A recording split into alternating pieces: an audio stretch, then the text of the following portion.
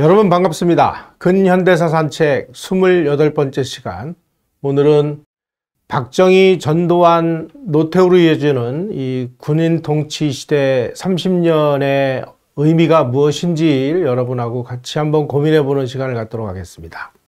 한국인들이 가장 좋아하는 위인 중에 한 분이 세종대왕입니다. 세종대왕이 광화문 세종로 한복판에 책을 읽고 계십니다. 한국 사람들이 가장 존경에 맞지 않는 사람 중에 한 분의 표상, 책을 읽고 있는 모습, 이것이 바로 한국인의 정신구조를 상징하는 아주 의미 깊은 그런 동상이 아닌가 생각합니다. 제가 그 언론사 생활하면서 전 세계 한 50개 나라를 좀 취재를 다녀봤는데, 가는 나라마다 제가 아주 이 동상이 서 있는 모습을 유의 깊게 지켜봤습니다. 제가 지켜본 동상 중에서 그 나라의 지도자가 책을 읽고 있는 모습을 그 나라의 상징거리에다가 세우는 모습은 이 세종대왕 동상 하나가 처음이 아닌가 하는 생각이 듭니다. 자, 이 세종대왕 동상이 의미하는 바가 무엇일까? 바로 문치의 전성시대, 문치의 유토피아, 붙잡이들의 천국, 한국을 상징하는 게 아닌가 이런 생각이 듭니다. 전 세계 역사를 보면 칼을 든 정복자, 이런 사람들이 통치를 하는 무인 통치가 아주 인류 보편사의 원칙입니다. 그런데 이 땅에서는 1270년에 고려의 무인 정권이 붕괴가 되면서 아주 독특한 현상이 발생하기 시작했습니다. 1270년 이후 지금까지 약 800년 동안 붓을 든 문인들이 칼을 든 무인들을 찍어 누르고 통치하는 이 지구상에서 거의 전무후무하다시피 한 문치의 유토피아가 펼쳐지게 된 것입니다. 따라서 이 문민 통치의 역사는 세계사적으로 정말 매우 희귀한 예외 중에 예외의 사례에 속합니다. 다른 나라들은 거의 대부분 나폴레옹이라든지 시저라든지 알렉산더, 징기스칸 같은 이 정복자들이 칼을 들고 정복을 하고 그 정복한 지역을 다스리는 이런 게 보편적인 모습인데, 우리는 왜 이럴까?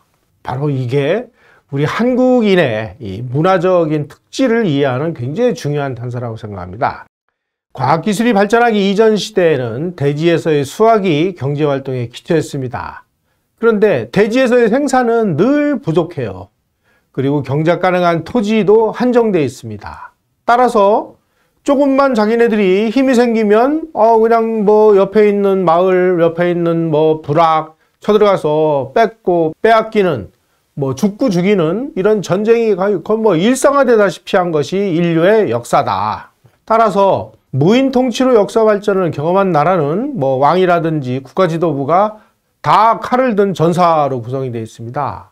이런 나라들은 대부분 과학기술이 발달하고, 왜냐하면 전쟁을 하려면 무기를 만들어야 되잖아요. 무기를 만들려면 어떻게 해야 돼요? 과학기술이 발달해야 되죠.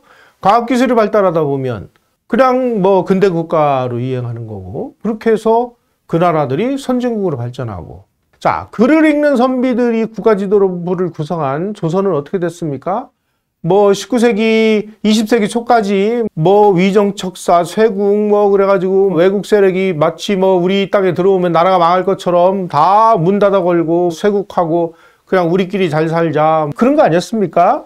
이런 나라들은 대부분 다 식민지로 전락을 했죠.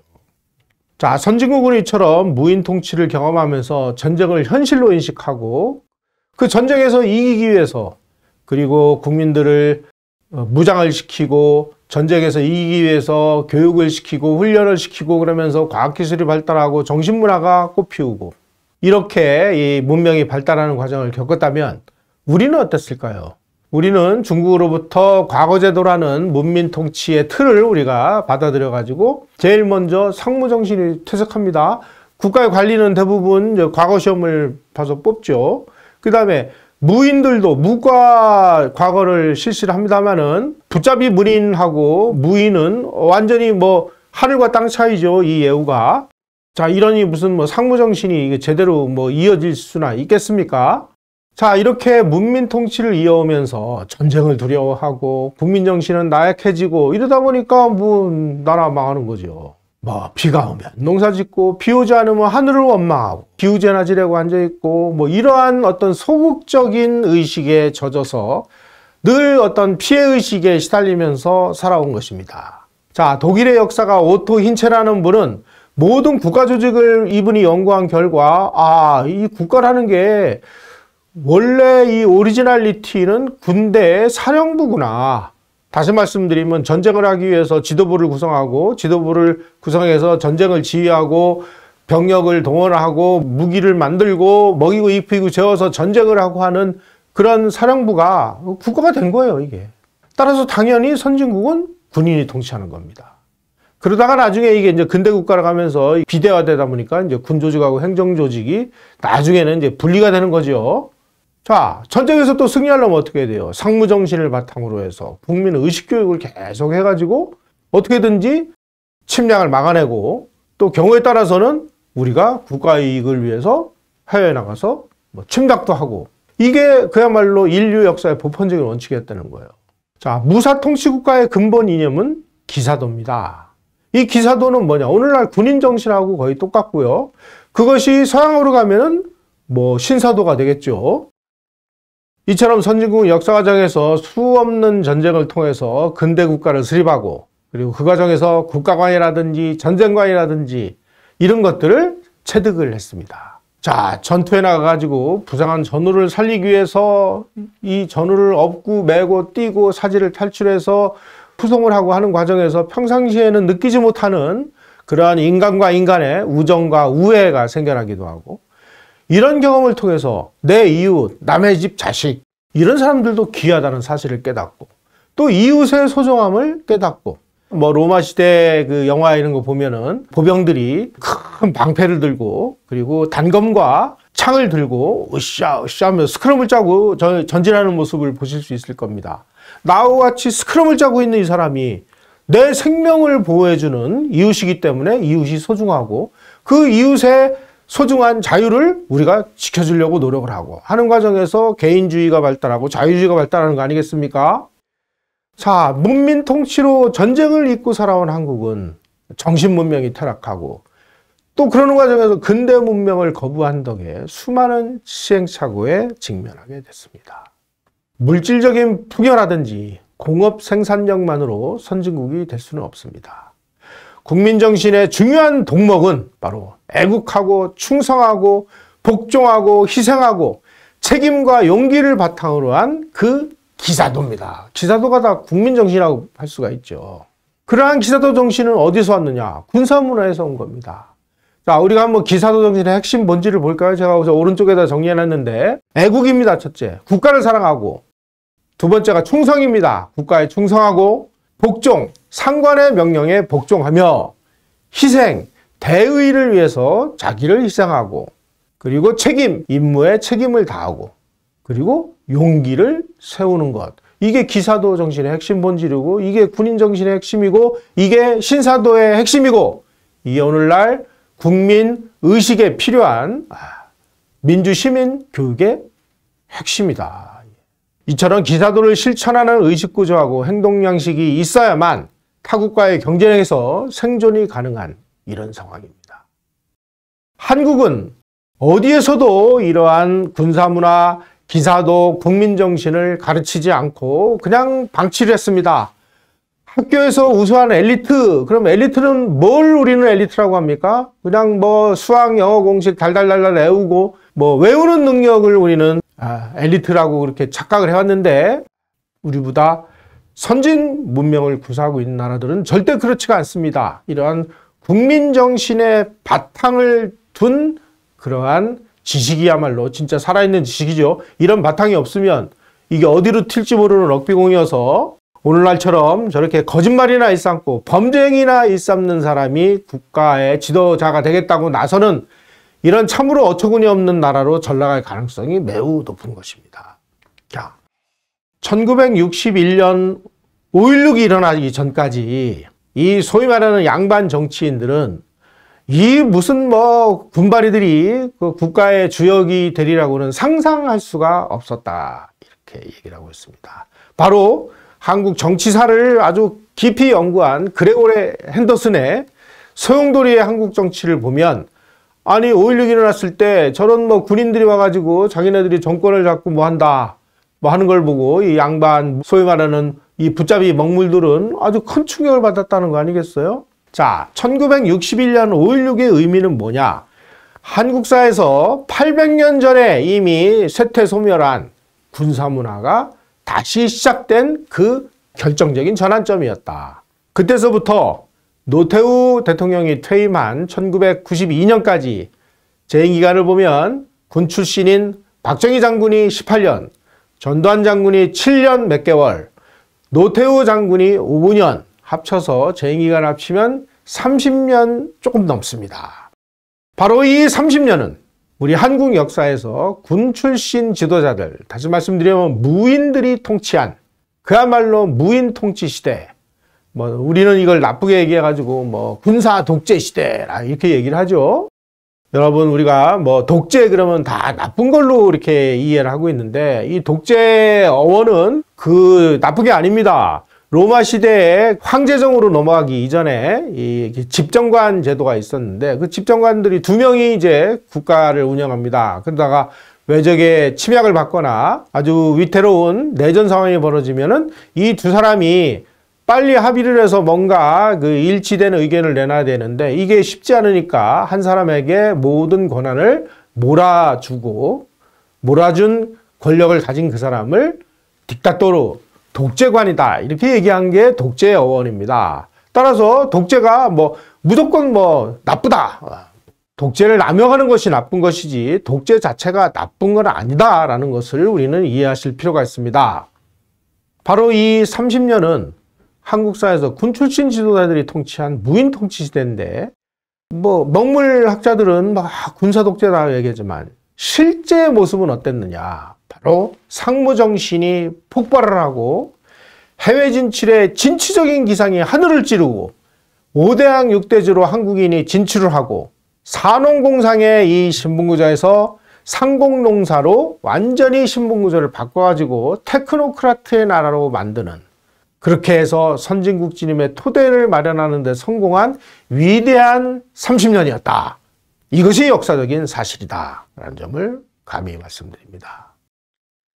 조선 500년은 정말 주자성리학 원리주의가 아주 극도로 만연을 해서 아주 뭐 정말 이 문명사적으로 독특한 현상을 보였습니다.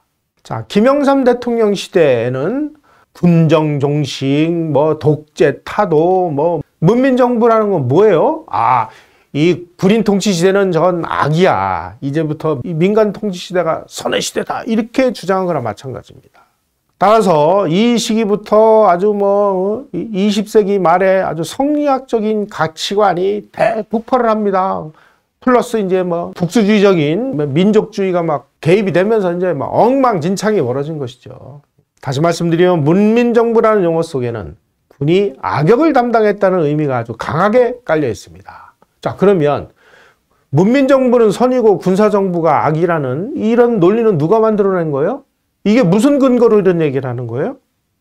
자, 문민 통치로 이어온 조선의 아주 독특한 문명사를 제가 한 4가지 정도로 정리를 해봤습니다. 첫째, 다른 나라는 다 문무겸전, 문이 발달하면 문도 발달해야 되고 그래야 나라를 지키고 그럴 거 아니겠어요? 그런데 이 조선 500년은 그야말로 이 붙잡이 먹물들이 칼잡이 이 군인들을 찍어 누르고 자기네들이 권력을 행사하다 보니까 문존무비, 붓을 든 무리는 아주 존중되어야 하고 이 칼을 든 저 무인들은 저건 정말 인간의 반열에도 뭐 못 오르는 아주 비천한 존재야. 뭐 이런 식의 이 문존무비의 이 풍조가 만연을 했습니다. 그러니까 누가 군대 가려고 그래요, 누가. 그러니까 양반들은 다 무슨 뭐 군역 면제를 받죠. 양반들도 원래는 군역에 종사를 해야 되는데 전부 특권을 앞세워가지고 다 빠집니다. 그런 전통이 오늘날 이어오다 보니까 오늘날 한국의 지도자층으로 올라갈수록 학자층으로 올라갈수록 존경받는 위치에 올라가면 올라갈수록 병역 의무 이행률이 현저히 낮아지는 이런 현상은 아주 조선시대의 완벽한 답습입니다.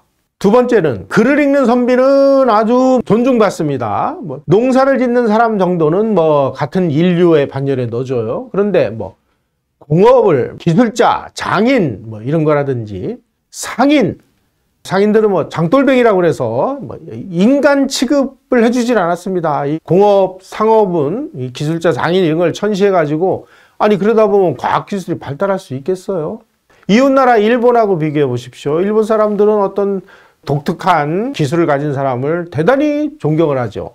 우리는 기술자나 장인 이런 사람들은 사회적으로 천민 대우를 합니다.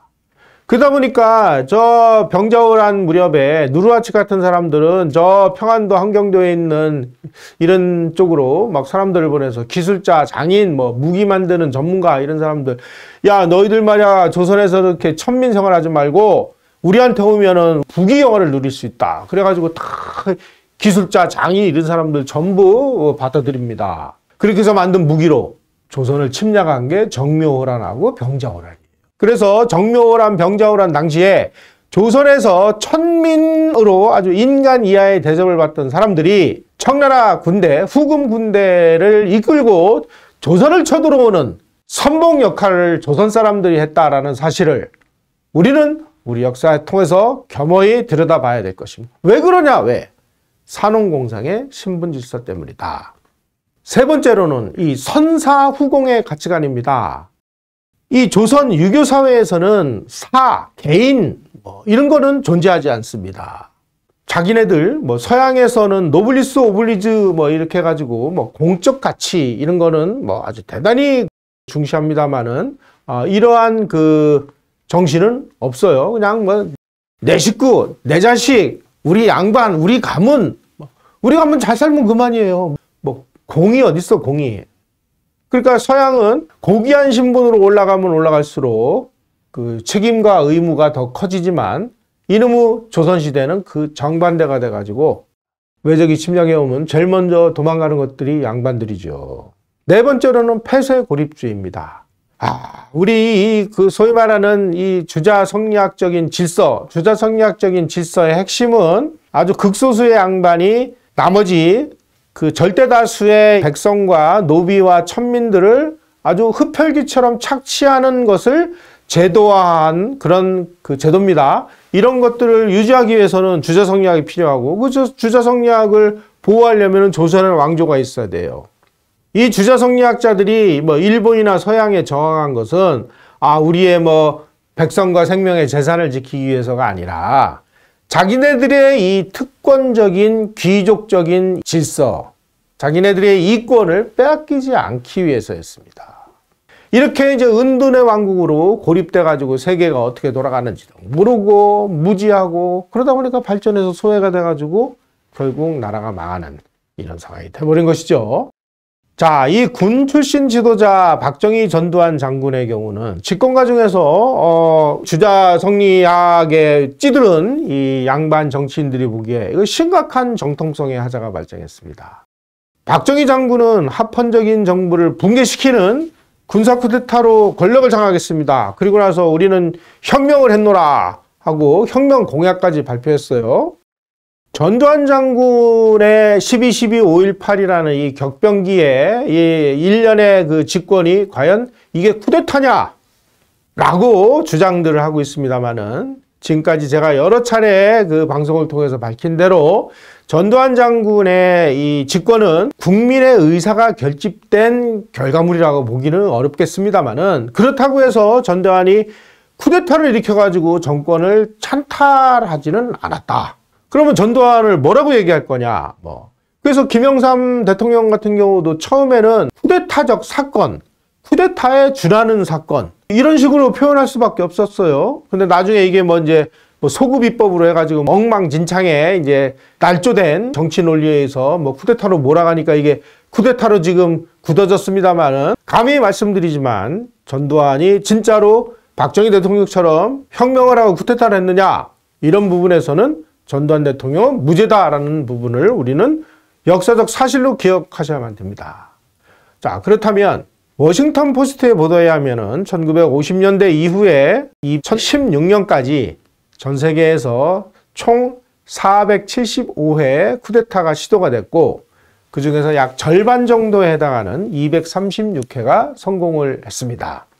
자, 236회의 성공한 쿠데타 중에서 국가의 번영이라든지 국민의 삶의 질의 향상이라든지 국민들 절대 다수를 빈곤에서 탈출시켰다든지 복지와 교육 수준의 획기적인 상승을 이뤘다든지 이런 거를 성취한 쿠데타는 아주 극소수에 불과하다는 사실이 밝혀졌습니다. 그래서 학자들은 저 1900년대 이후에 지구상에서 발생한 쿠데타 중에서 가장 성공한 쿠데타가 뭐냐? 연구 결과 1923년 터키에서 일어난 케말 파샤의 쿠데타, 1952년 이집트에서 일어난 나세르 쿠데타, 그리고 1961년 한국에서 일어난 박정희 쿠데타, 이 세 가지를 이 지구상에서 가장 성공한 쿠데타다 이렇게 정의를 내렸습니다. 그런데 문제는 케말 파샤하고 나세르는 왕정을 전복하고 공화정을 건설하는 데까지는 성공했을지는 몰라도 그 나라를 근본적으로 산업화하고 근대화를 했느냐라는 부분에서는 실패를 했습니다. 반면에 박정희의 5.16은 국가개조도 하고 산업화도 성공하고 농업국가에서 중화공업국가로 변모를 시키고 국민의 삶의 질을 획기적으로 향상시켜가지고 세계에서 가장 성공한 쿠데타라고 우리는 감히 이야기할 수 있습니다. 그런데 문민정부를 선언한 김영삼 대통령은 대통령이 되자마자 뭐라고 선언을 했느냐? 5.16은 쿠데타에 준하는 사건이고 역사를 후퇴시켰다라고 얘기했습니다. 그렇게 얘기한 그 입으로 김영삼 대통령이 얼마 후에는 우리는 한강의 기적을 이룬 자랑스러운 민족이다. 여러분, 한강의 기적은 누가 이뤘습니까? 김영삼이가 이뤘어요? 아니죠. 박정희 대통령이 이룬 것이죠. 이러한 기본적인 역사적 사실, 사관도 없이 저런 식으로 국민을 선동하는 망언을 내뱉은 것이 이 나라 대통령 김영삼이라는 겁니다. 저하고도 이름도 비슷하네요, 저 양반이. 전두환은 육사 출신 지도자로서 박정희가 아주 총애를 했던 신군부의 주역이었고 그리고 박정희 대통령의 발전 전략을 대부분 계승을 했습니다. 따라서 전두환 정권이 존재를 했기에 박정희 대통령의 중화공업을 이어받아 가지고 이것을 건실하게 구조조정을 하고 성장시켜 가지고 한강의 기적을 완성한 것은 전두환 대통령이었습니다. 그 결과 전 국민에게 한강의 기적의 과실을 향유할 수 있도록 해줌으로 인해서 실질적으로 전 국민의 지갑을 두둑하게 만들어준 것은 전두환 시대였다는 사실을 우리는 잊지 말아야 되겠습니다. 전두환이 없었다면 한강의 기적이 가능했을까요? 1979년, 1980년에 이 미중유의 이 제2차 석유 파동의 위기, 그 와중에 박 대통령의 서거를 통해서 국가 지도부가 사라져버리는 이 누란의 위기 속에서 국가는 갈 길을 찾지 못하고 우왕좌왕 방황하고 있을 때 전두환이라는 사람이 나타나가지고 질서를 잡고 경제를 살려내고 다 무너져가는 중화공업을 살려내지 않았다면 과연 오늘의 대한민국은 존재했을까요?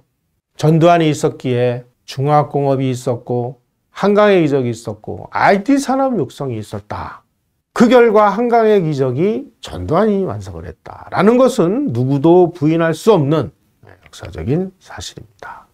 한국인의 성격상의 특징이라든지 심성 중에 하나가 한이다라고 이렇게 학자들이 이야기합니다. 뭐가 그렇게 한이 맺혔는지는 모르겠습니다만은 제가 조사를 해보니까 개개인이 가지고 있는 우수한 자질을 가진 이 국민들을 통치자의 잘못된 구조로 뜻을 표치 못하도록 한 것에 대해서 파생된 의식구조가 아닌가 하는 생각이 듭니다. 한국인처럼 한이 아주 응어리져 있는 그런 덕분에 아주 심성이 대단히 감성적이고 충동적이고 때로는 비논리적이고 다혈질적입니다. 흥분을 잘하죠. 그리고 논리가 없어요. 여차하면 어디로 튈지 몰라요. 오죽하면 구한말 성각자라고 할 수 있는 윤치호 선생은 한국인은 10%의 이성과 90%의 감성으로 살아간다 라고까지 이렇게 얘기했겠습니까?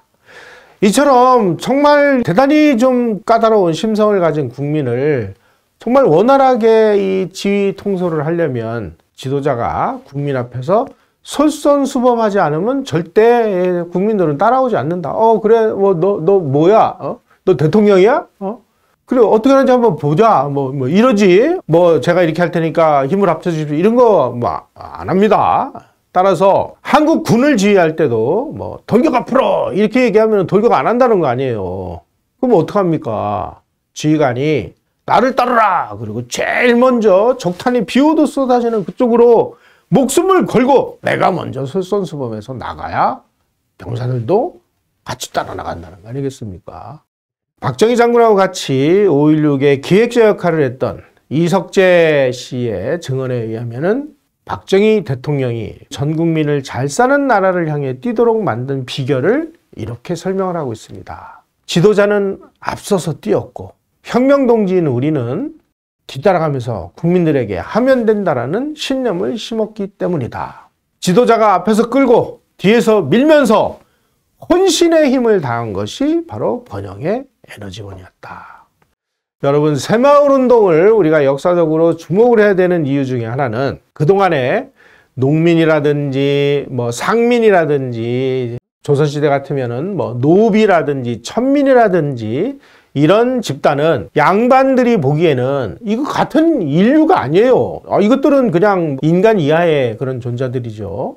그렇게 해가지고 몇백 년 동안 그야말로 수탈이나 하고 잡아다가 들고 패고 뺏고 하던 이런 그야말로 수탈의 대상으로만 여겼던 절대 다수의 이 농민과 이런 사람들을 자, 여러분도 대한민국 국민의 일원이다. 그러니까 우리가 열심히 땀 흘려 노력하면 우리도 잘 살 수 있다. 당신 자식들 대학교 보내고 더 좋은 학교 보내가지고 당신들은 이렇게 어렵게 살지만 당신 자식들은 훨씬 더 훌륭한 인간이 돼서 양반 못지않는 신분 상승을 해야 될 거 아니냐. 자, 우리 한번 다시 잘 살아보자. 이렇게 분기시킨 것이 바로 새마을운동이고 지도자의 그러한 지도를 따라가지고 모든 사람들이 힘을 합쳐가지고 한국 역사상 처음으로 리더십과 팔로워십이 완벽한 조화를 이뤄서 의도된 목표를 향해서 끝없이 전진한 그런 원동력을 제공한 것이 바로 새마을운동이었다. 그래서 우리는 새마을운동을 높이 평가를 하는 것이죠. 지도자는 국민에게 임무와 목적을 명쾌하게 제시하는 존재입니다. 그와 동시에 그 임무와 목적을 성공적으로 완수시켜야 되는 책임을 진 사람입니다. 중국의 마오쩌둥이 그 간부 정책이라는 문건에서 간부의 가장 중요한 요소가 뭐냐?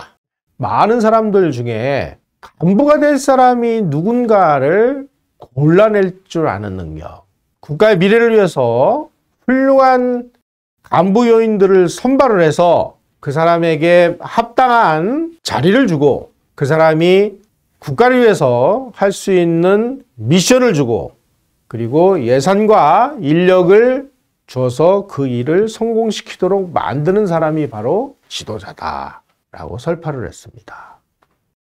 지도자의 가장 중요한 덕목은 조선시대 양반처럼 하면서 이리 오너라 니제를 니가 할래 이게 아니고 바로 자기 희생이라는 겁니다. 제가 아까 말씀드렸죠. 한국인들을 이끌면 어떻게 돼요? 돌격 앞으로가 아니라 나를 따르라 하고 이 총탄이 빗발치는 그런 쪽으로 내가 목숨을 걸고 나 먼저 뛰어나가서 돌격을 하는 그런 지도자가 돼야 된다는 것입니다.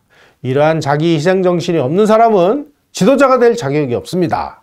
따라서 리더의 우열은 지적 능력의 차이가 아닙니다. 목숨을 걸고 자기가 맡은 일을 추진할 수 있는 희생 정신이 있느냐 없느냐의 차이. 그것이 바로 리더의 우열을 결정하는 것이죠. 군지휘관 출신인 박정희, 전두환 같은 대통령은 김영삼, 김대중으로 상징되는 이 문민 지도자하고는 아주 이런 면에서 확연하게 다른 모습을 보였습니다.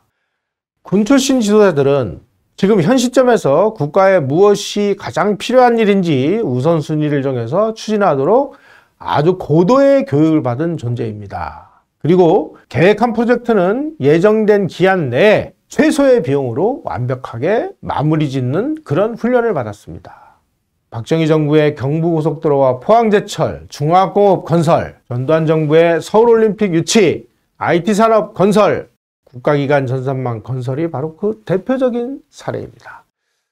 제가 언론인 시절에 노태우 대통령을 육성 회고록을 위해서 한 2년간 노태우 대통령으로부터 대통령학 특강을 좀 들었는데 노태우 대통령이 이런 얘기를 합니다. 이 세상에서 아무리 복잡한 사안도 정리를 하면 A안, B안, C안으로 정리가 된다. 자, 그러면 국가 지도자란 건 뭐냐? 지금 현재 어떤 일을 하기 위해서 A안, B안, C안이 만들어졌는데 A안은 장점은 뭐, 단점은 뭐, 비용은 얼마, 뭐 이걸 하실 경우에 문제점 이런 게 이제 정리가 되겠죠. B안 마찬가지, C안 마찬가지. 이 A, B, C안을 놓고 참모들이 회의를 열어가지고 난상 토론을 벌입니다. 와글와글 뭐 나는 A안, 나는 뭐 C안 뭐 그걸 들은 다음에 지도자는 A안 이렇게 정해주는 게 그게 리더라는 것입니다. 아주 고도의 이 과학적이고 논리적이고 이런 훈련을 통해서 체득한 존재들이 바로 군 출신 지도자였습니다. 그게 바로 박정희 대통령, 전두환 대통령. 노태우 대통령도 뭐 그 안에 속하는데 노태우 대통령은 조금은 또 결이 다르죠. 자, 그런데 박정희 대통령 시절의 근대화 성과는 모든 국민이 다 잘 알고 있습니다. 뭐 경부속도로 우리가 뭐 자주 이용을 하니까 포항제철 그래서 막 뭐 용광로가 막 물 끓고 막 뭐 샘물이 나오고 하는 거 눈으로 보니까 다 알 수 있죠. 산림녹화 우리가 맨날 체험하죠. 각종 공장 눈에 보이는 성분 댐 사실 대한민국 전국토가 그냥 박정희 대통령의 기념관이나 마찬가지예요. 그런데 전두환 대통령 시절에 했던 것들은 잘 몰라요. 왜 모를까? 제가 가만히 봤더니 박정희 대통령이 저렇게 열심히 건설해 놓은 중화학공업을 구조조정하는 일. 구조조정하는 거 눈으로 잘 안 보이잖아요. 그 다음에 TDX 전자교환기. 아니 전자교환기가 어디 뭐 날아다닙니까? 안 보이죠. 전화국 저 지하에서나 가야 볼 수 있죠. 반도체가 뭐 어디 보입니까? 뭐 휴대폰 안에 어디 들어가 있겠죠. 그러니까 잘 안 보이는 거예요, 이게. 뭐 국가기관 전산망. 온라인으로 돼 있으니까 눈에 보이지 않는 거예요. 눈에 잘 보이질 않아요. 가시적이지 않아요. 하지만 우리 삶에 그야말로 필요하고 대한민국 국가의 유지 운영에 있어서 없어서는 안 되는 이런 인프라 다 구축이 돼 있는 거예요. 전두환 대통령 덕분에. 자, 올림픽도 전두환 대통령은 올림픽을 유치를 했고 그걸 성공시키기 위해서 모든 뭐 하다못해 호텔에서부터 한강 종합개발에서부터 관람객들을 실어나르기 위해서 뭐 지하철 2호선도 파고 그 시절에 또 외국인들 와가지고 재래식 화장실에 가가지고 막 이러면 나라 창피하다 그래가지고 전부 국가에서 보조금 줘가지고 재래식 화장실을 수세식 화장실로 다 바꾸고 국민 의식을 개조해가지고 뭐 자원봉사를 해야 된다 뭐 이런 훈련 다 시키고 그래가지고 성공시켜놨어요. 개막식은 누가 했습니까? 노태우가 했죠. 그러니까 전두환 대통령의 존재는 그동안에 만들어 놓은 이런 것들은 눈에 보이지 않으니까 무슨 변화가 일어났는지 정말 우리가 이성적이고 합리적으로 생각하지 않으면 잘 모르는 거예요. 그러면서 전두환 대통령은 엄청 좀 억울할 수도 있죠. 하지만 전두환 대통령 시대에 이 IT 산업을 통째로 건설한 이런 업적, 이건 전두환 대통령 아니면 못하는 겁니다. 첨단 전자교환기 TDX 개발로 해가지고 뭐 오늘날 온라인 천국을 만들고 반도체 사업 진흥 계획을 수립해서 한국을 반도체로 먹고 사는 나라를 만들고 국가기관 전산망을 추진해가지고 오늘날 인터넷 온라인 시대를 구축을 하고 소위 말하는 퀀텀 점프라고 그러죠. 아주 혁명적인 변혁이 이 시대에 일어난 것입니다. 그래서 개발도상국 끄트머리 부근에 있던 나라를 선진국으로 진입할 수 있는 그 문턱까지 올려놓은 나라 주인공이 바로 전두환 대통령인데 이런 것들을 우리가 정신 차리고 합리적이고 이성적이고 긍정적인 사고방식을 가지지 않으면 눈에 보이지 않는다는 거예요. 박정희 대통령은 자주국방 방위산업을 위해서 중화학공업을 건설했습니다. 전두환 대통령은 박정희 대통령이 만들어놓은 이 중화학공업 방위산업을 획기적으로 업그레이드했습니다. 오늘날 지금 뭐 국산 전투기라든지 뭐 미사일이라든지 잠수함, 뭐 전투함정, 자주포, 전차 같은 이 K방산 신화의 주인공은 바로 박정희 대통령이 시작하고 전두환 대통령이 퀀텀 점프를 이뤄낸 이 시대가 있었기에 가능했다. 이승만 대통령이 시동을 걸고 박정희 대통령이 건설한 원자력 산업도 미국이 그렇게 핵무기 개발을 반대하니까 전두환 대통령은 이거 미국이 반대하면 이거 뭐 될 일도 안 되는구나. 그래서 전두환 대통령은 원자폭탄이 아닌 원자력 발전소, 원전을 국산화하는 쪽으로 방향을 들지 않았습니까? 그래서 오늘날 우리가 개발을 한 한국 표준형 원전이 전 세계 원자력 발전소에 지금 표준이 되고 수출을 하는 나라로 좀 등장하지 않았습니까? 누구 덕분이에요? 전두환 시대가 있었기 때문이었다. 박정희 대통령은 경부고속도로를 건설했다면 전두환 대통령은 정보고속도로를 건설했습니다. 박정희는 중화학공업을 건설했다면 전두환은 IT 산업을 통째로 건설했습니다. 박정희 대통령은 돈이 없어가지고 한국은행에서 돈을 찍어내고 외국으로부터 돈을 빌려가지고 근대화를 추진했다면 전두환 대통령은 그렇게 풀린 돈을 전부 회수해가지고 인프레를 잡아가지고 중산층을 두껍게 형성을 해가지고 거의 70%에 달하는 이런 중산층을 우리 사회에 만들어냈습니다. 박정희, 전두환 같은 군사 지도자, 무인 통치자의 경제 운영 기본 철학은 수출 주도형 공업화 전략이었습니다. 경제를 대외 개방해서 이 나라를 교류 통상으로 무역으로 먹고 사는 나라를 지향을 했습니다. 문민 지도자를 자처하는 김대중은 1970년 선거에서 대중경제론을 주창하고 나섰습니다. 대중경제론은 폐쇄경제, 쇄국경제, 내포적 공업화라는 것입니다. 북한이 채택했다가 폭망을 한 그런 발전 방식하고 똑같은 것을 주장하고 나선 것입니다. 박정희 대통령이 수출 주도형 공업화 전략 이걸 하니까 수출이 무슨 수출 웃기는 소리 하지 마라. 우리는 내수 위주로 간다. 공업 웃기지 마라. 우리는 농업으로 간다. 시멘트 산업이나 이런 걸 제외한 나머지는 다 재벌 배나 불리는 건데 무슨 놈은 무슨 공업이야. 자, 김대중이가 주장하는 그 대중경제론으로 나갔다면 바로 그러한 생각을 가지고 있는 이 김대중 문민 지도자가 1970년이나 80년에 이 나라의 지도자로 집권을 했다면 대한민국은 어떤 모습이 됐을까요? 오늘날 북한의 형편을 보면 손호철 같은 그 이상한 학자가 누가 대통령이 되었더라도 한가의 이적을 이룰 수 있었다라고 하는 이런 궤변만도 못한 이런 북한 형편을 보면 과연 그 시대에 김영삼이나 김대중이가 집권했다면 이 나라는 어떻게 됐을까? 참 뭐랄까요? 끔찍하죠. 박정희 대통령의 철학은 배고픈 국민에게 새끼밥을 먹이자는 거였습니다. 박정희 대통령이 이렇게 얘기했습니다. 인권, 민주 다 좋은 말이다. 하지만 참다운 인권이나 민주는 굶주림으로부터의 해방에서 나온다. 인권이나 민주는 경제가 해결되면 저절로 해결된다. 민주주의 좀 기다려라. 물적 토대를 닦아가지고 어느 정도 우리가 먹고 사는 그런 상황이 돼야 자유로운 투표도 할 수 있고 그래가지고 민주주의 되는 거 아니겠느냐. 내가 민주주의를 하지 말자는 게 아니라 지금은 그것이 아니라 국가를 더 경제를 튼튼하게 만들어서 보다 더 잘 먹고 사는 나라를 만든 다음에 민주주의에도 얼마든지 가능한 거 아니냐. 경제 우선주의였습니다. 정치를 경제로 바꾼 겁니다. 전두환 대통령도 마찬가지였어요. 전두환 대통령은 권력은 총구가 아니라 경제에서 나온다 하면서 경제를 최우선으로 추진했습니다. 이러한 경제 우선 가치관, 우리가 개방을 해서 외국과의 무역으로 먹고 사는 이런 나라, 이런 방식으로 국가의 근본틀을 완전히 새로 짜는 혁명을 수행한 30년이었다는 뜻입니다. 박정희 대통령은 삼성견이라든지 10월 유신같이 초헌법적인 수단, 그리고 국가 총동원령을 내려서 근대화를 추진했습니다.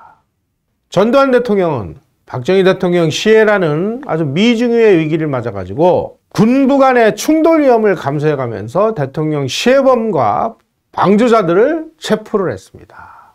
그 결과 지도자 공백에 따른 국가 위기 상황을 정상화하기 위해서 국가보위 비상대책위원회, 국가보위 입법회의 같은 어떤 면에서 보면 좀 초헌법적인 이런 그 조치를 취했죠.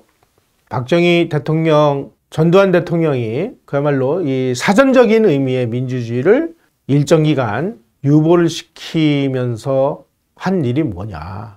물적 토대를 건설을 해서 참다운 민주주의가 제대로 시행할 수 있는 그러한 물적 토대를 만드는 겁니다. 왜 만들었을까요? 아니 우선 밥부터 먹여야지. 무슨 지금 다 사람들 굶어 죽는데 무슨 뭐 투표가 중요하냐. 이 굶어 죽는 사람부터 살려야지. 굶어 죽는 사람 살리려면 어떻게 해야 되냐. 우리가 잠시 민주주의는 좀 유보를 하고 우리가 나서서 먹고 사는 문제부터 해결하자. 그것이 한강의 기적으로 표출된 거고, 그렇게 해서 전두환 대통령이 그것을 완성을 시켜서 주머니를 두둑하게 불려줌으로 인해서 대한민국에서 민주주의가 제대로 작동하게 된 것이죠. 자, 박정희 전두환 장군은 한국사에서 그야말로 정말 예외 중에 예외에 속하는 무인 통치자였습니다.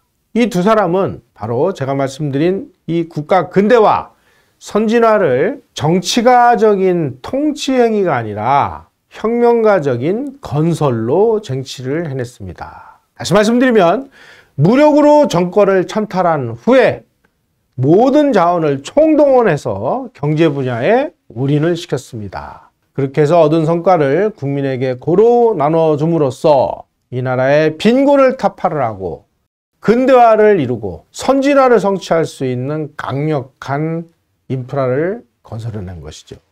다시 말씀드리면 무인 통치자 박정희와 전두환 장군은 정치인이 아니라 혁명가였습니다. 바로 이 점을 아주 예리하게 꿰뚫어 본 분이 언론인 최석채 선생이었습니다.